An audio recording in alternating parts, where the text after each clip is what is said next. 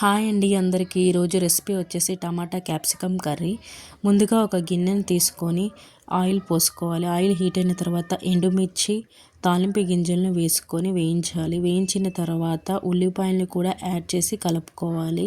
కలుపుకున్న తర్వాత కొంచెం అంత అల్లం వెల్లుల్లి పేస్ట్ని తీసుకొని యాడ్ చేసి కలుపుకోవాలి. ఈ విధంగా కలుపుకున్న తర్వాత కొంచెం అంత కరివేపాకు కూడా తీసుకొని కలుపుకోవాలి. ఈ విధంగా కలుపుకున్న తర్వాత సన్నగా కట్ చేసిన క్యాప్సికమ్ ముక్కలని తీసుకోవాలి. అండ్ టమాటా ముక్కలను కూడా తీసుకొని మొత్తం అంతా కలిసే విధంగా కలుపుకోవాలి. ఈ విధంగా కలుపుకున్న తర్వాత కొంచెం అంత పసుపు, కొంచెం సాల్ట్ వేసుకొని మొత్తం కలిసే విధంగా కలుపుకోవాలి. కలుపుకొని ఒక 2 మినిట్స్ పాటు మూత పెట్టుకోవాలి. ఈ విధంగా మూత పెట్టిన తర్వాత కొద్దిసేపు తీసి ఒక గ్లాస్ ఆఫ్ వాటర్ వరకు యాడ్ చేయాలి. ఎందుకంటే వాటర్ పోసింది కొంచెం క్యాప్సికమ్ టమాటా ముక్కలు ఉడకడం కోసమని మనం గ్లాస్ ఆఫ్ వాటర్ పోసుకోవాలి. మూత పెట్టుకొని ఉడకనివ్వాలి. ఈ విధంగా ఉడికిన తర్వాత మనం కొంచెం అంత కారం, రుచికి సరిపడా కారం వేసుకోవాలి. అండ్ ధనియా పౌడర్ కూడా వేసుకోవాలి.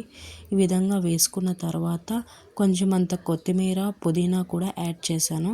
ఈ విధంగా యాడ్ చేసుకొని మొత్తం అంతా కలిసే విధంగా కలుపుకోవాలి. ఈ విధంగా కలుపుకొని ఒక 5 మినిట్స్ పాటు మూత పెట్టుకోవాలి. అంతేనండి, రెడీ అయిపోయింది.